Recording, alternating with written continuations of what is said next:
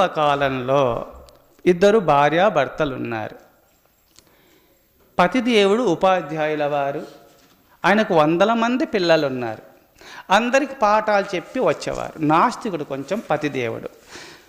భార్య సతీమణి ఆస్తికురాలు, పరమభక్తురాలు. ఆయనకు పాండిత్యము ఉన్నప్పటికైనా పరమాత్మ చింతన లేనందువల్ల, ప్రాణేశ్వర మీరు హరినామ సంకీర్తన శివనామ సంకీర్తన చెయ్యండి, ఈ సంపదలు శాశ్వతాలు కావు, ఈ సిరి సంపదలు మున్నాళ్ళ ముచ్చటలు విద్యుశ్చంచల మాయుష్యం తస్మాత్ జాగృత మెరుపు తీగలాంటివి ఈ శరీరాలు స్వామి, నువ్వెందుకు అట్లా, నువ్వు ఏదో 10 మంది సారంటూ 10 మంది వచ్చి నీకు నమస్కారాలు చేసినందువల్ల నేనే దేవుడు అనుకుంటున్నావు, శరీరాలు అశాశ్వతములు సుమా అని ఎన్ని మాటలు చెప్పినా, అంతమందికి నేను గురువును, పిల్లలు ఎంతోమంది గురుదేవని నాకు నమస్కారాలు చేస్తే అంత బయట నేను గురువుని, ఇంట్లోకి వస్తే నువ్వు నాకు గురువు, దైవచింతన చెయ్యి అంటావు, నాకు తెలుసులే, ఎప్పుడో చేస్తలే, నాకు తెలుసులే అని చెప్పి వాయిదాలు వేస్తూ పోయేవారు. పతిదేవునికి ఏ విధంగా ఉపదేశము చెయ్యాలి అని మనసులో పెట్టుకోనుంది. సమయం వచ్చింది, పతిదేవునికి రోగగ్రస్తులైనారు, రోగ బాధ చేత పీడింపబడుతూ మంచమెక్కినారు. వైద్యులు బిసకు వైద్యులను పిలుచుకొచ్చింది. వైద్యులను పిలుచుకొచ్చేసి ఇంజక్షన్లు వేయించేసింది. మాత్రలు ఆ వైద్యుల వారు డాక్టర్ ఇస్తుంటే బాగా చూసింది. ఆమె చూసిన తర్వాత డాక్టర్ చెప్పినారు, అమ్మ మీ పతిదేవునికి ఉదయము మధ్యాహ్నము సాయంత్రము 3 మూతలుగా పోస్తుండండి, టానిక్ ఇస్తుండండి, 3 పూటలు ఎందుకు మీరు ఈ మాతలు ఇస్తుండండి అమ్మా అని సతీమణికి, అనగా ఆ ధర్మపత్నికి, ఆ సతీమణికి, ఆ పతివ్రత మహాతల్లికి, ఆ భక్తురాలకు ఆ డాక్టర్ చెప్పి మీ పతిదేవునికి ఈ విధంగా ఇస్తుండని చెప్పి వెళ్ళిపోతున్నాడు. ఆయన మౌనంలో జ్వరం బాగా వచ్చింది కావున బాధపడుతున్నాడు కావున చూస్తూ ఉన్నాడు, మాట్లాడే స్థితి లేదు కావున పండుకొని ఉన్నాడు. ఈ మాత్రలు ఇవన్నీ టానిక్లని బీరువాలో పెట్టేసింది, తాళం వేసేసింది. 1 రోజు అయింది, 2 రోజులు అయింది, మాత్రలు ఇవ్వు టానిక్ పోయి అంటున్నాడు. వద్దులే స్వామి, కొంచెం ఎందుకు అవసరమా, వద్దులే అంటే, పిచ్చిదానా డాక్టర్ ఎందుకు ఇచ్చినాడు ఈ మాత్రలు?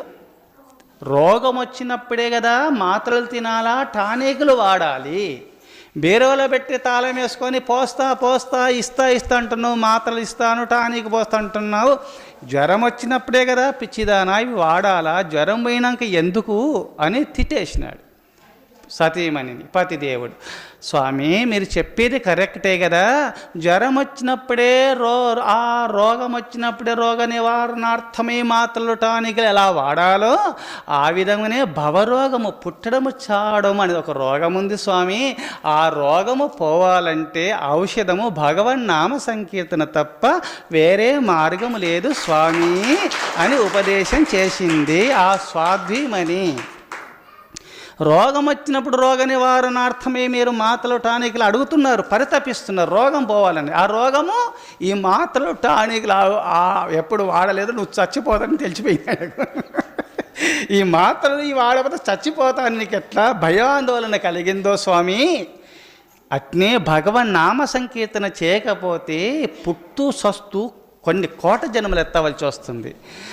ప్రతి జన్మకు ఈ టానికులు ఈ మాత్రలు వాడవలసి వస్తుంది స్వామి. ఆ భగవన్ నామ సంకీర్తన చేస్తే ఈ పుట్టడము చావడం రోగం అనొక పరమ ఔషధము, అది స్వీకరిస్తూ ఇక నీకు జన్మలే లేవు స్వామని తన సతీమణి ఉపదేశం చేయగానే, ఆహా ఎంత గొప్ప ఉపదేశమని ఆనంద బాష్పాలు కారుస్తూ కూర్చొని ఓం నమో నారాయణాయ, ఓం నమ శివాయ అని చెప్పి స్మరణ చేస్తూ ఉన్నాడు. ఆ టానికులు మాతలు ఇచ్చింది, నాకు ఇప్పుడు బుద్ధి వచ్చింది, ఇప్పుడు నువ్వే నాకు గురుదేవులవు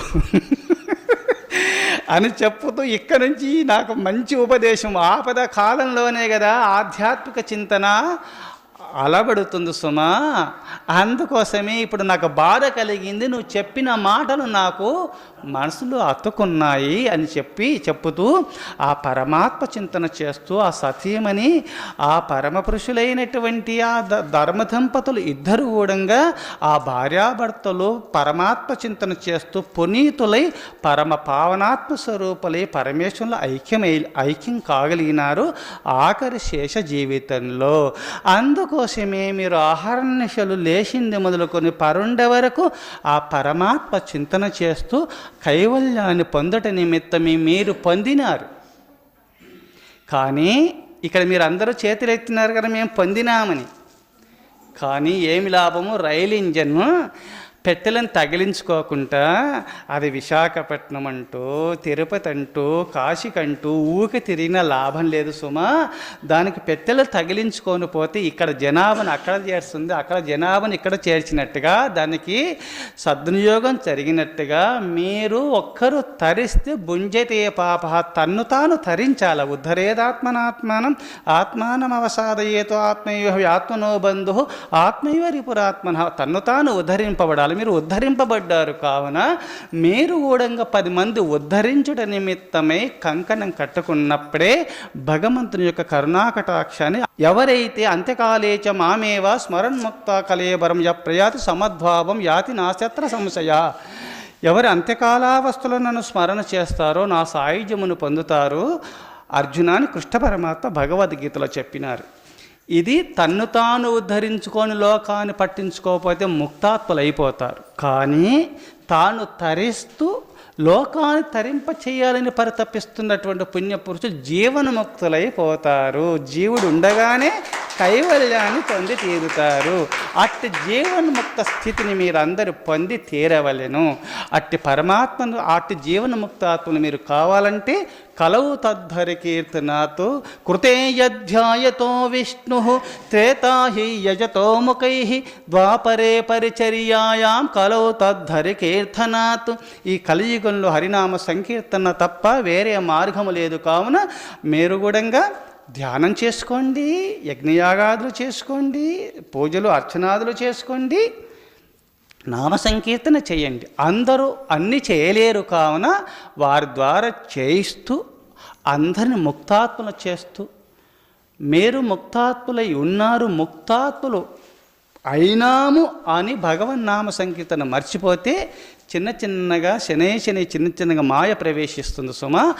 ఎప్పుడు ప్రతిరోజు రాగి చెమ్మనేది ప్రతిరోజు తొమితే మరోజు పట్టుతుంది. కావున ఆహార పానీయాదులు ఉన్నంతకాలము మనకు పాపములు ఆహారముల ద్వారా వస్తుంది. కావున భగవన్ నామ సంకీర్తన వల్ల జపధ్యాన పారాయణాదుల వల్ల ప్రతిరోజు గీతాపారాయణ లేవగానే రోజు ఒక అధ్యాయం భగవద్గీత పారాయణ చేసుకొని గురుదేవులు ఇచ్చినటువంటి మంత్రమును జపం చేసుకొని మీరు కర్తవ్య కర్మలు చేస్తూ ఆ దైవనామ సంకీర్తన చేస్తూ 10 మంది ద్వారా చేయిస్తూ ఆ సర్వేషను పొందుట నిమిత్తమై ఎన్నో మార్గములు నేను చెప్పుతూ ఉన్నాను. కావున మీరందరూ అట్టి భగవన్నామ సంకీర్తన చేస్తూ ఆ ముక్తాత్ములు కావాలని కోరుతూ ఇంకా సమయం లేదు కావున ఇంకా నేను ముగిస్తాను. మరి 3 సార్లు ఓంకారం చెప్పండి.